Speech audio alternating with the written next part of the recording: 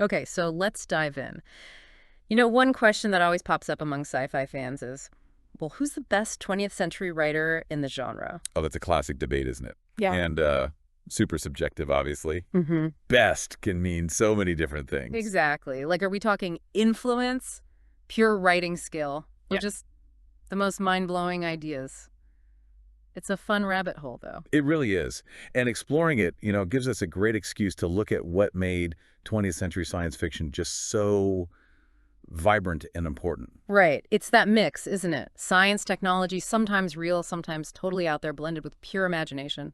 Exploring the what-ifs. Yeah. And often saying something really profound about us right here, right now, even when it's set light years away. We can look back at the absolute pioneers like Mary Shelley or H.G. Wells setting the stage, but today, yeah, we're focusing squarely on the 20th century. And we got some interesting material to work with. There's a piece on dystopian literature, a Reddit discussion specifically about Ray Bradbury's style, A Wikipedia page on Philip K. Dick, which gets pretty deep into his philosophy. plus a Studify list that gives their top 10, and importantly, a look at women's contributions in speculative fiction, too. So the plan for this deep dive is basically to sift through all this and see, who emerges as a strong contender for that best title. Looking at their impact, their style, the themes they tackled, how they were received. It's less about crowning one winner and more about appreciating the sheer range of genius. Okay, cool. So where do we start?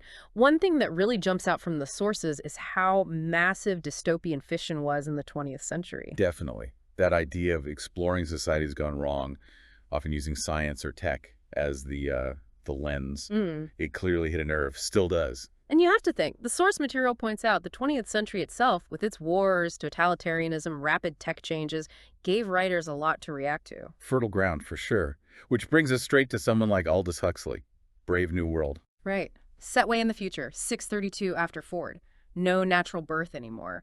Everyone's basically decanted in labs, conditioned for their social role, alphas, betas, epsilons. And the scary thing about Huxley's vision is that control isn't just force, it's uh, engineered happiness, distraction, soma. Yeah, keeping people content so they don't question things.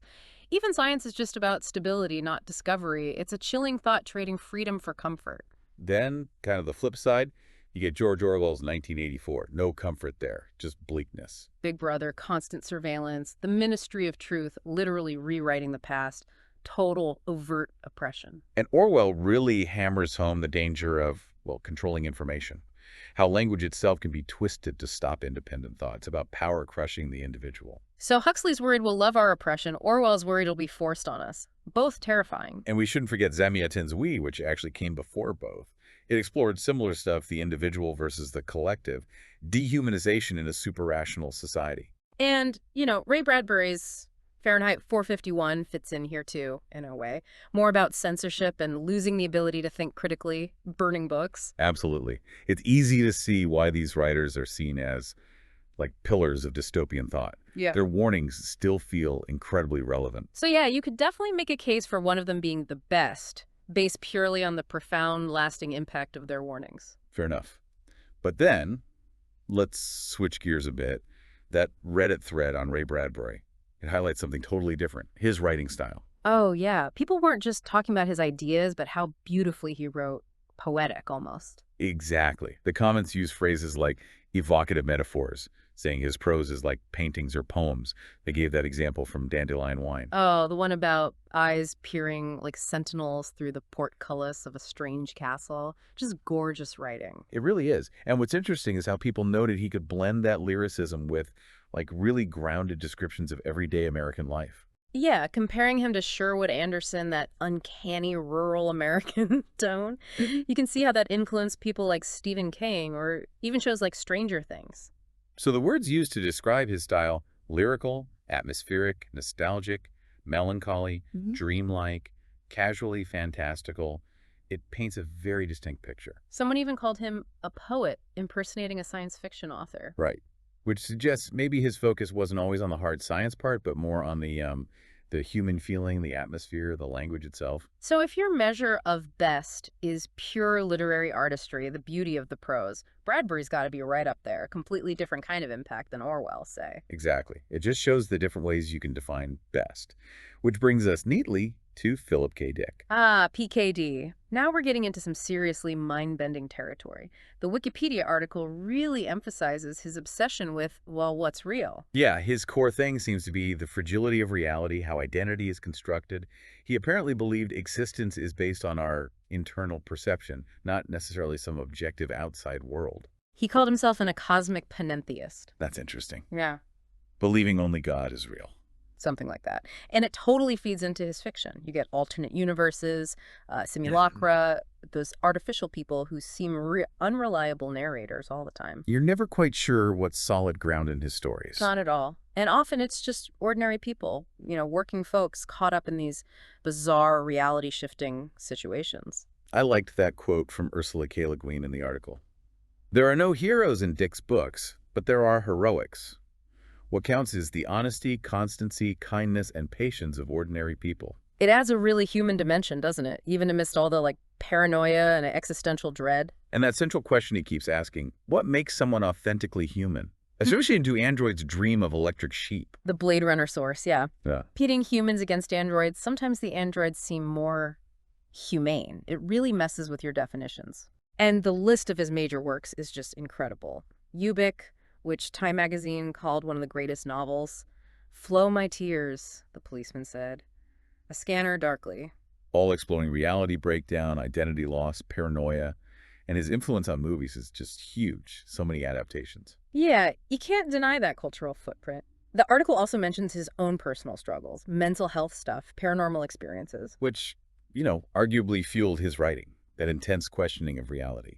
So if best means philosophical depth, challenging our perceptions, and having a massive cultural echo, Dick is a massive contender. Okay, but hang on. We also have that Studyfy article, which brings up the big three. You can't really talk 20th century sci-fi without them. No, absolutely not. Heinlein, Clarke, and Asimov, they're like the bedrock for so much that came after. Heinlein, known for tackling social issues, right? Stranger in a Strange Land, Starship Troopers, often with a specific political viewpoint, maybe.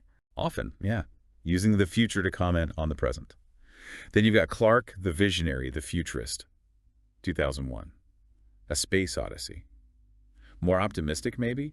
A sense of wonder? Definitely. Focused on technology, humanity's place in the cosmos. And Asimov. Yeah. Well, the Foundation series, the Robot series, the Three Laws of Robotics. Huge ideas exploring the logic and ethics of it all.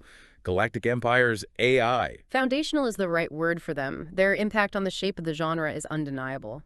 And the Studyfy list also gives a shout out to Frank Herbert for Dune. I mean, the world building alone. Incredible. And crucially, it mentions Ursula K. Le Guin. We absolutely have to include her. A major female voice, bringing in feminist themes, incredible literary skill. Hugely important. Exploring gender, society, anthropology through a sci-fi lens, winning major awards. Her contribution was immense and different again. So it really circles back to what we said at the start. Best is tough because it depends what you're looking for. Exactly. You want societal warnings that still echo. Maybe Huxley or Orwell. Sheer beauty of language. Yeah. Bradbury. Mind-bending philosophy about reality. Philip K. Dick, building the foundations of modern sci-fi, exploring big science ideas.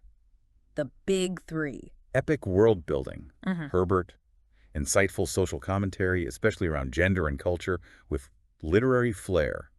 Le Guin. It feels like the real takeaway isn't crowning one person, but just appreciating this incredible constellation of talent. They all brought something unique and powerful. Yeah, the richness is in the diversity. And maybe, at the end of the day, the best writer is just the one whose work clicks with you, the one that sparks your imagination or makes you think the hardest. So maybe the best advice is just read them. See who resonates. If you like dystopia, check out Orwell. If you love beautiful prose, try Bradbury, philosophical questions, Dick, grand space adventures, Clarke or Asimov, social exploration, Le Guin. That's about right. Which leads to maybe a final thought to leave people with. Considering everything we've talked about, the different styles, themes, impacts, if you had to pick one writer whose work feels the most impactful, the most relevant for the world we live in today, right now, who would you argue for and why? Ooh, that's a tough one. Putting you on the spot there. For today. Yeah. I mean, for me, gosh, given how much we grapple with technology, virtual realities, questions of identity online, maybe Philip K. Dick. His concerns about what's real, what's human, they feel incredibly current. That's a really strong argument. I might lean towards Bradbury, actually, not for the tech predictions, but for his focus on, well, human connection, the dangers of censorship, the importance of memory and feeling in an increasingly disconnected world. That feels pretty relevant, too. Fair point. Yeah. See, even we can't definitively agree. Which is probably the perfect place to end. The debate continues, and the best part is exploring all these amazing literary worlds they created.